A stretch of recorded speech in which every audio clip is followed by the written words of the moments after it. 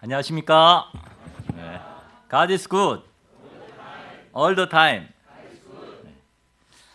메시지를 전하기 전에 다친 리브가 동역자에게 보내주신 뜨거운 사랑과 기도와 도우심에 먼저 감사를 전하고 싶습니다. 제가 그 사랑에 더 이상 할 말이 없습니다. 오늘 그 사랑을 말씀드리자면 예배가 끝날 때까지 말해도 부족하기 때문에 여기서 줄이고요. 다만 주신 그 사랑 마음에 새기고 그 사랑 배워서 저희도 이 사랑을 갚는 인생 살 수 있기를 기도합니다. 이번 주 수요일에는 서울에도 눈이 엄청 많이 내렸습니다. 제가 강아지 산책할 때 이렇게 보니까 뒷산이 꼭 그 강원도 설산을 보는 것처럼 예쁘고 아름다웠습니다. 뉴스에서는 계절이 거꾸로 간다 하는 이 보도가 나왔습니다. 그런데 제가 예언을 한번 해보겠습니다. 지금부터 딱 1개월 후에는 우리 교회 화단에도 새싹이 올라올 것입니다. 틀림없이 우리 주변에는 매화가 피고 꽃망울들이 터질 것입니다. 한 달이 못 되어 봄이 시작될 것입니다. 오는 봄을 겨울이 막을 수 있을까요? 결코 그렇지 못할 것입니다. 이번 주 금요일에는 고대에서 졸업식이 있어서 많은 학생들이 졸업을 하였습니다. 그럼 캠퍼스가 텅 비게 될까요? 제가 예언을 한번 더 해보겠습니다. 캠퍼스에는 얼마 후부터 2024년 신입생들이 몰려와 돌아다닐 것입니다. 그들로 인해서 또다시 캠퍼스는 젊음으로 푸릇푸릇해지고 싱긋싱긋한 그 냄새들이 날 것입니다. 제 말이 맞을까요? 틀릴까요? 확인해 보세요. 모든 것에는 때가 있습니다.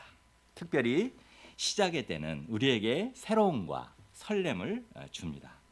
우리는 지난주까지 구약의 마지막 말씀인 말라기 말씀을 마쳤습니다.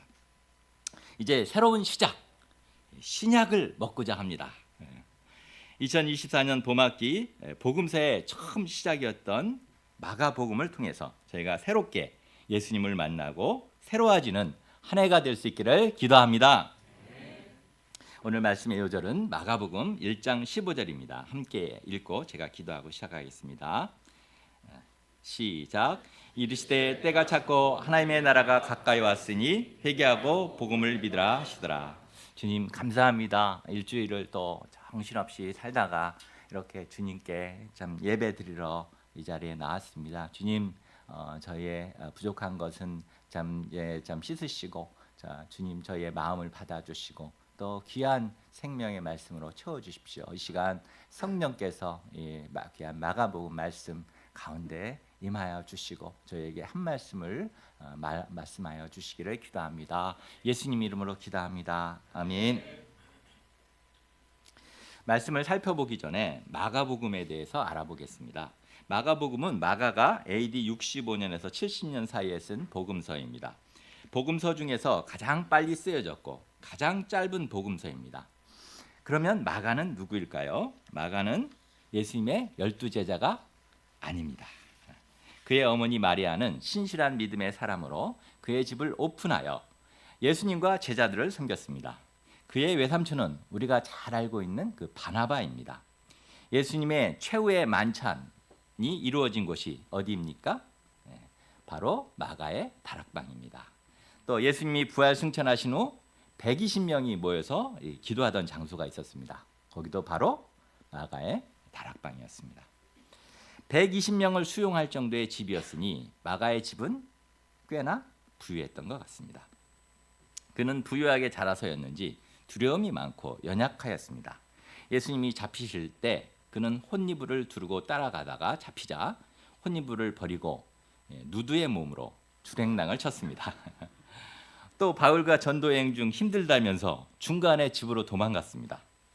이로 인해서 2차 전도여행에 그를 동행시키는 문제로 바울과 바나바가 아주 대판 싸우고 갈라서게 되었습니다.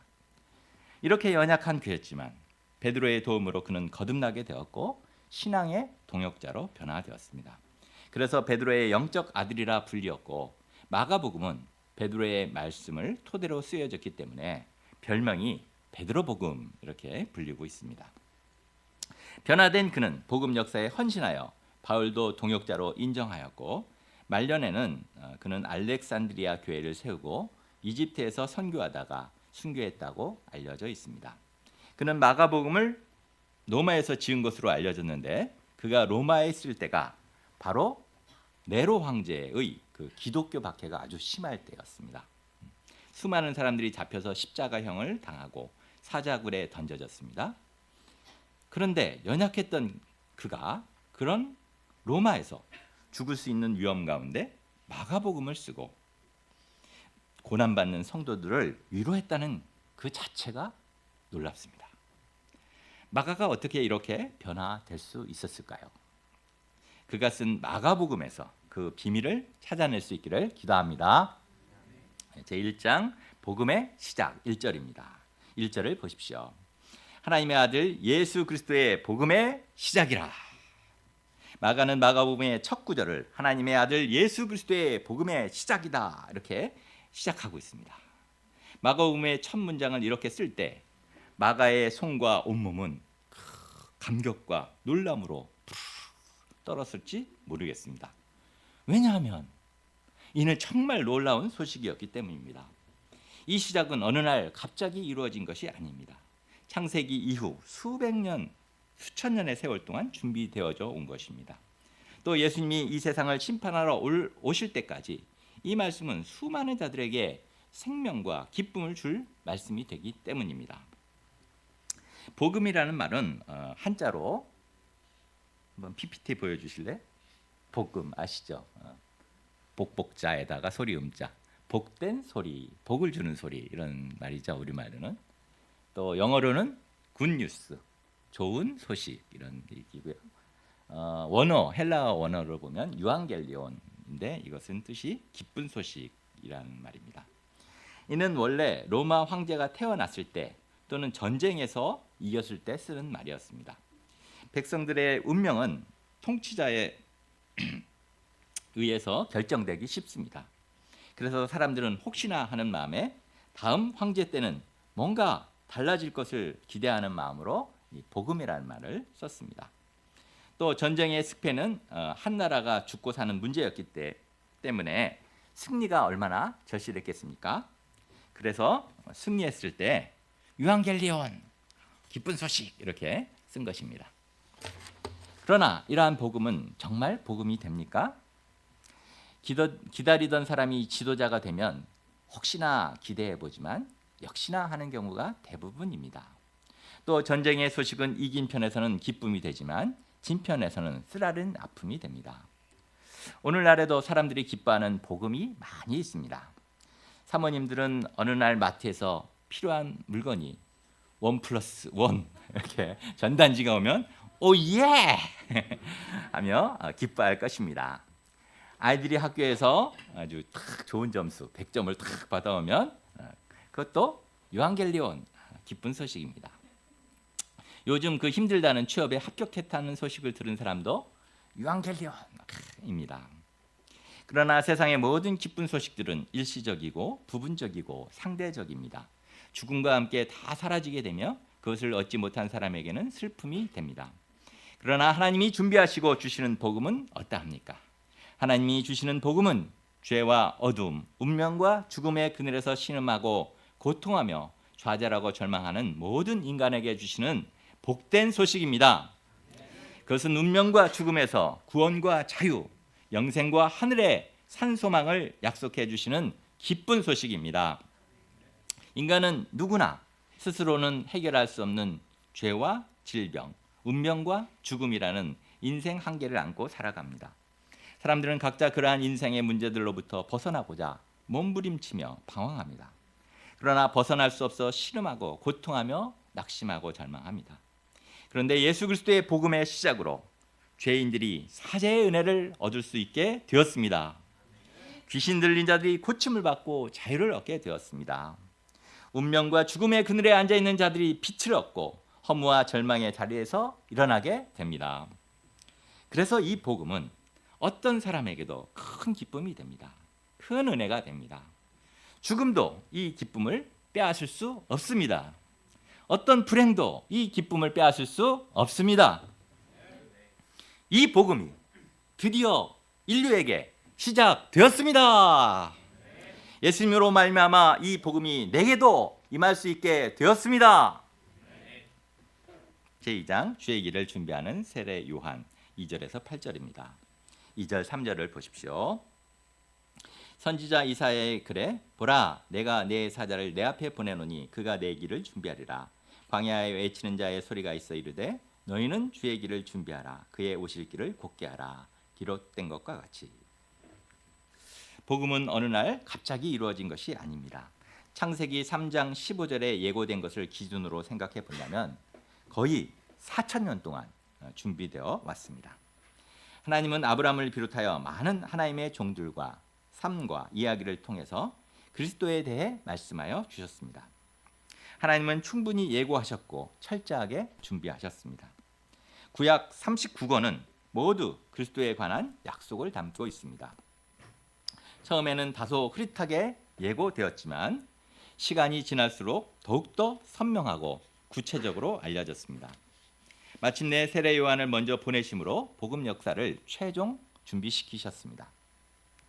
이사야의 예언과 같이 그는 예수님이 오시기 전에 그 길을 준비하는 사명을 가졌습니다. 왕이나 황제가 어느 지역을 행차할 때 그냥 가는 것이 아닙니다.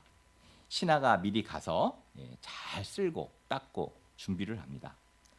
왕의 마차가 이제 덜컹덜컹 그러면 안 되니까 울퉁불퉁한 그 길을 펴고 또 박힌 돌멩이가 있으면 이렇게 파냅니다. 굴러다니는 쓰레기도 깨끗이 치웁니다. 또 왕의 앞에 가면서 상감마마 행차요 이렇게 큰 소리로 외칩니다. 그러면 백성들이 좌우에 물러서서 머리를 조아리며 공경을 표시합니다. 이처럼 요한은 메시아 예수님이 오시기 전에 그 길을 준비하는 그 역할을 하였습니다.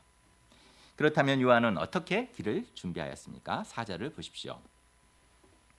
그는 죄사함을 받게 하는 회개의 세례를 전파함으로 왕의 길을 예비하였습니다. 요한은 사람들의 죄 문제에 도전하였습니다.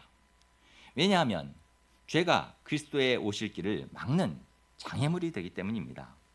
죄는 도덕적인 것뿐 아니라 영적인 죄까지 모두 포함됩니다.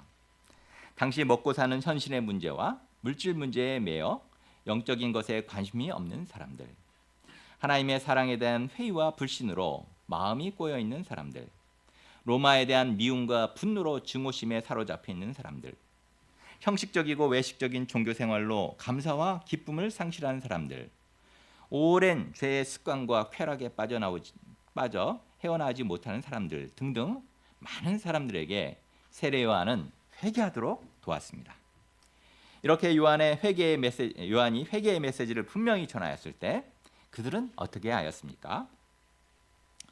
부담스럽다며 다 놀라서 도망갔습니까? 아닙니다. 5절을 보십시오.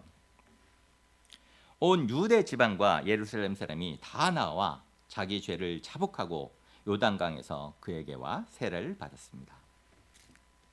이를 볼 때 사람들이 회개를 싫어하는 것만은 아님을 알 수 있습니다. 사람들에게는 죄의 괴로움과 동시에 바르게 살고자 하는 거룩한 소원이 있습니다. 완악한 껍질을 깨면 그 밑에는 회개하고 새로운 삶을 살고자 하는 그 소원이 있습니다. 사람들은 회개할까 말까 이렇게 마음으로 갈등하였지만 세례 요한의 책망과 회개의 메시지를 듣고서는 힘을 얻어서 온전히 나와 자복하며 세례를 받게 되었습니다. 죄로 고통하던 백성들에게 세례 요한의 회개의 메시지는 사이다와 같이 시원함과 기쁨을 안겨주었습니다. 요한은 회개의 세례를 베풀었을 뿐 아니라 본격적으로 사람들에게 예수님을 소개하였습니다. 세례 요한은 당대 최고의 스타였습니다. 말라기 선지자 이후 400여 년 만에 나타난 선지자로서 당시 포탈 검색 1순위를 점령한 인기 절정의 사람이었습니다. 그런데 7, 8절을 보십시오. 그는 수많은 인기를 즐기지 않았습니다. 오히려 그는 나보다 능력 많으신 이가 내 뒤에 오시나니 나는 그분에 비하면 그분 신발끈도 풀 자격이 없는 자이다. 이렇게 나는 너희에게 물로 세례를 주지만 그분은 너희에게 성령으로 세례를 베푸실 것이다. 이렇게 예수님과 셀프 비교를 이렇게 해가면서 예수님을 소개하였습니다. 자연스레 그에게 쏠렸던 수많은 관심과 시선은 누구에게로 갔겠습니까? 예, 맞습니다. 예수님에게 쏠렸고 그는 예수님을 준비하는 자로서의 사명을 온전히 감당할 수 있었습니다. 그가 자기를 높이다 망하지 않고 이렇게 할 수 있었던 것은 바로 예수님이 누구신 줄 알았기 때문입니다. 예수님만이 인생들의 참 소망이 되시며 참된 은혜를 주실 분임을 잘 알았기 때문입니다. 제3장 메시아 사역을 시작하시는 예수님 9절에서 15절입니다. 9절을 보십시오. 이렇게 요한이 요단강에서 회개의 세례를 전하고 예수님을 전하던 어느 날이었습니다. 요한이 그렇게 증거하던 예수님이 갈릴리 나사렛에서 걸어 요한에게 세례를 받으러 오셨습니다. 어떻게 메시아 예수님이 세례 요한에게 세례를 받으십니까? 다른 복음서에 보면 요한도 깜짝 놀라서 예수님, 내가 당신에게 세례를 받아야 할 터인데 당신이 내게로 오시나이까? 하며 이렇게 말립니다. 세례 요한과 비할 수 없이 높으신 분이시여 죄 없으신 하나님의 아들 예수님이 왜 굳이 요단강까지 와서 요한에게 머리 숙여 세례를 받으십니까? 예수님은 스스로 원하시는 때, 원하시는 곳에서 원하신 방법대로 얼마든지 복음 역사를 시작하실 수 있으셨습니다. 그러나 예수님은 요한을 통해 시작하신 하나님의 복음 역사를 존중하시고 이 역사에 동참하시며 이 역사를 순종하여 계승하고자 하셨습니다.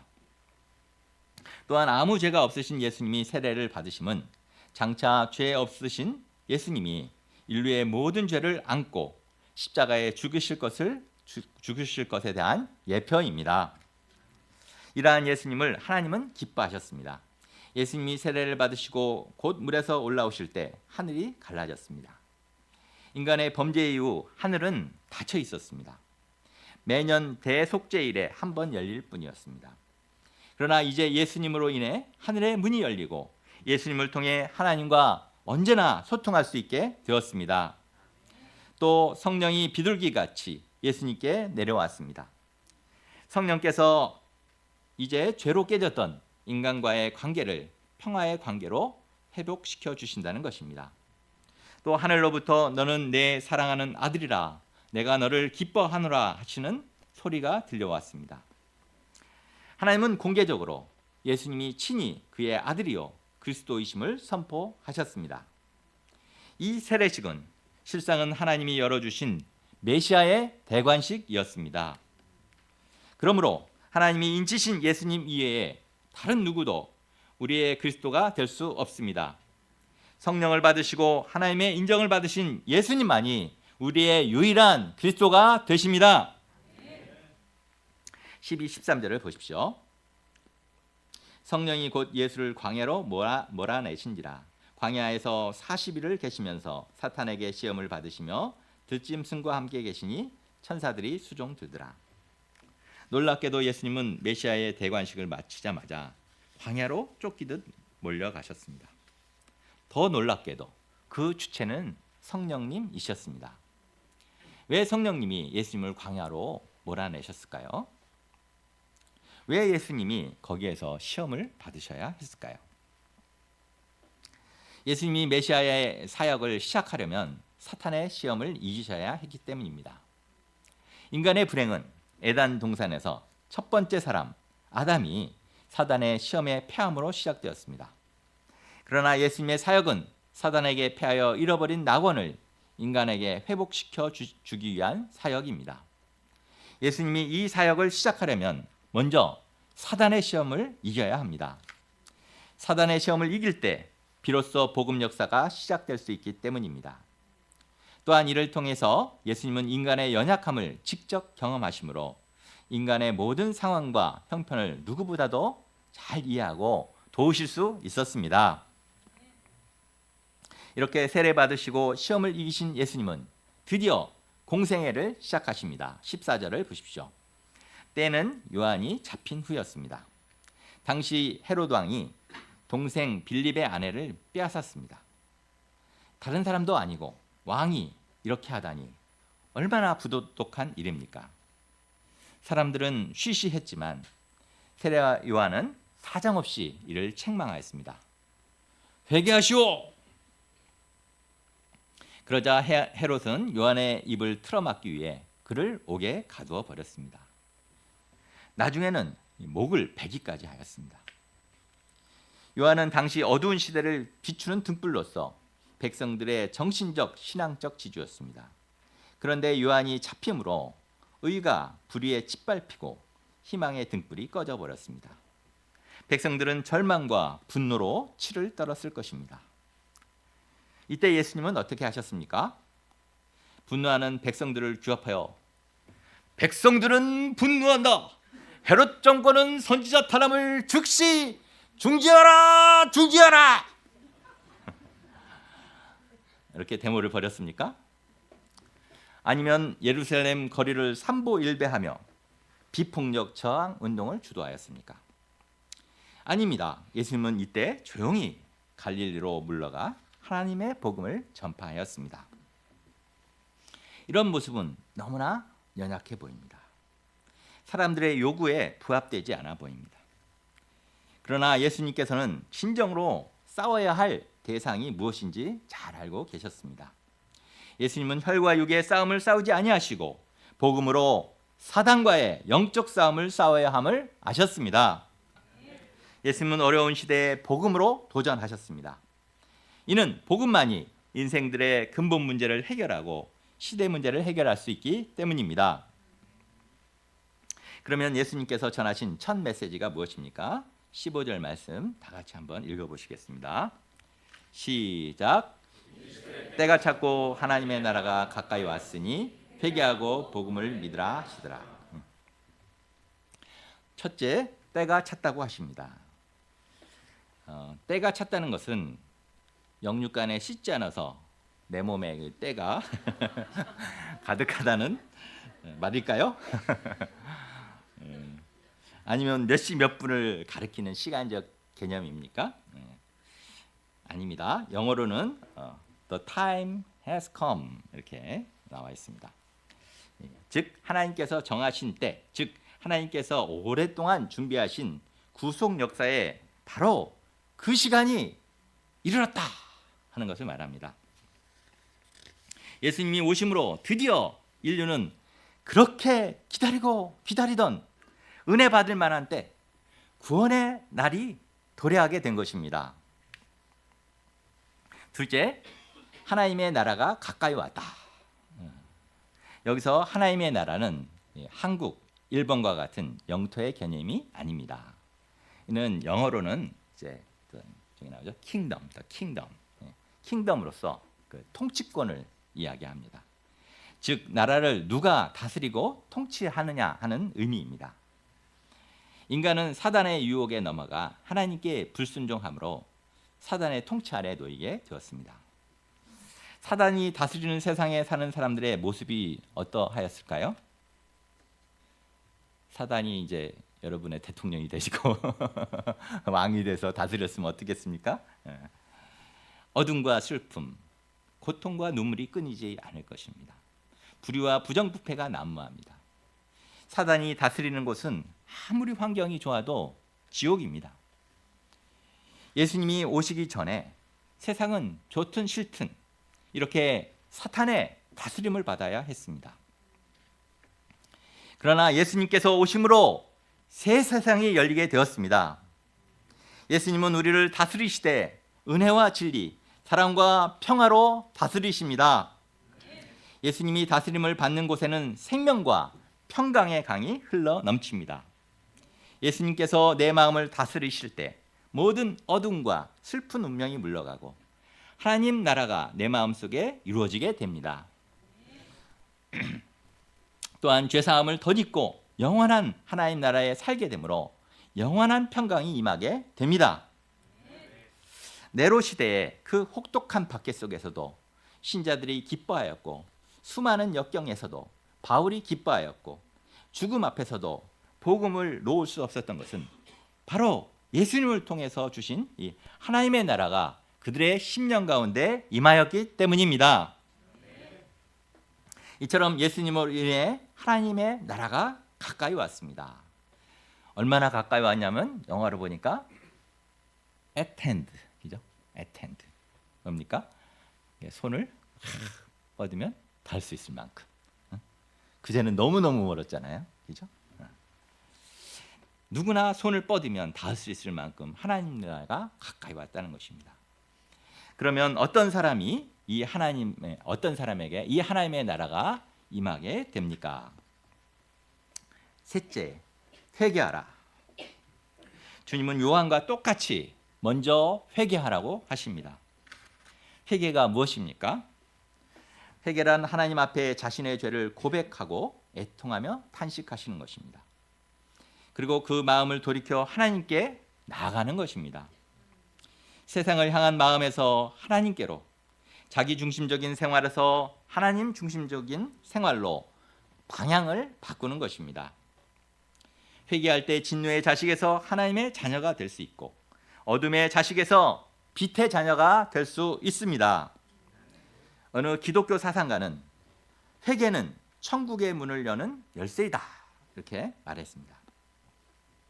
우리의 선행이나 공적 때문에 천국의 문이 열리는 것이 아니라 회개할 때 죄로 꽉 막혔던 그 속이 시원해집니다.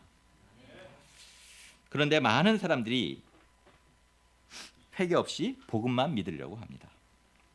왜냐하면 회개는 너무나 부끄럽고 정죄받을 것 같고 회개한다고 변화될 것도 같지 않기 때문입니다. 또 죄가 주는 쾌락과 유혹이 있기 때문에 회개하기가 싫습니다. 그러나 그것은 마치 꿀바른 독약과 같다는 것을 알아야 합니다. 죄를 회개하지 않을 때 하나님의 뜻대로 살 수 없습니다. 하나님과 단절되고 연결될 수 없습니다. 결국에는 정욕의 노예, 교만의 노예, 두려움과 이기심의 노예가 되어 방탕한 삶을 살고 비참한 인생을 살게 됩니다. 또한 우리는 겉으로 드러난 죄뿐 아니라 마음속에 있는 우상들도 회개해야 합니다. 겉으로는 예배도 드리고 헌금도 드리고 찬양도 드리고 전도도 하지만 속으로는 온갖 죄의 우상들을 부여잡고 놓지 않는다면 그 속에서 죄의 뿌리가 자라나서 위선적이 되고 속이 냄새나는 죄의 종으로 살아가게 됩니다. 하나님이 왜 이스라엘에게 진노하셨습니까? 왜 종교 지도자들에게 불같이 화를 내셨습니까? 말라기에서 배운 대로 그들은 하나님이 화내시는 것이 이해가 되지 않았습니다. 그들은 우리가 어떻게 여호와를 괴롭혀 들었나이까? 이렇게 대들고 따졌습니다. 그들 입장에서는 제사도 드렸고 제물도 드리고 있는데 하나님 왜 이러시는 거야 도대체 나한테? 어떻게 하라고요? 이렇게 뻗팅는 거죠. 왜 이런지 모르겠다 이렇게 생각한 겁니다. 그러나 하나님이 원하시는 것은 제사나 제물이 아니라 그들의 마음과 생각의 변화였습니다. 그들의 가치관이 온전히 변화되기를 바라셨지만 그들은 속으로는 하나도 회개하지 않았고 형식만 갖추었습니다. 이와 같은 죄에 붙들려 있을 때 복음이 임할 수 없게 됩니다. 우리는 이러한 죄를 하나님 앞에서 애통한 심정으로 회개해야 합니다. 그럴 때 죄사함의 은혜가 임하고 마음에 참된 평화와 하나님의 나라가 임하게 됩니다. 그런데 회개는 누가 해야 하는 것입니까? 말 안 듣는 양이 해야 됩니까? 속썩이는 자녀가 해야 합니까? 하나님은 누구에게 이 말씀을 하고 계십니까? 우리는 남의 죄를 회개시키기 전에 먼저 내가 회개해야 합니다. 어려운 일을 당할 때마다 우리는 나쁜 환경 때문에 저 사람 저 인간 때문에 그냥 저 지도자 때문에 그냥 이렇게 하면서 잘못되었다고 말하고 그들이 회개해야 된다 이렇게 생각합니다. 그러나 하나님이 회개하라고 하신 것은 바로 먼저 내가 먼저 회개하라고 하신 것입니다. 내 마음에 하나님 나라가 없다면 우리는 내가 쫓고 바라보고 있는 것들이 죄악인 것을 깨닫고 회개해야 하겠습니다. 내가 하나님 앞에서 날마다 먼저 자신을 돌아봐와 회개할 때 마음이 새로워지고 하나님의 나라가 임하게 됩니다. 넷째, 복음을 믿으라. 회개는 우리를 때로 절망케 할 수 있습니다. 그러나 우리는 동시에 복음을 믿어야 합니다. 복음은 굿 뉴스입니다. 복음 안에는 예수님의 십자가의 피가 있고 부활의 능력이 숨겨져 있습니다. 예수님은 복음 그 자체로서 우리 인생들의 굿 뉴스가 되십니다. 내가 복음 대신 예수님을 믿고 의뢰할 때 그분이 그의 피로 우리를 깨끗이 씻어 주십니다. 우리가 새로워지도록 성령의 능력으로 우리를 변화시켜 주십니다. 믿는다는 것은 전적인 신뢰와 헌신을 말합니다. 우리는 전적으로 그분을 신뢰하고 맡겨야 합니다.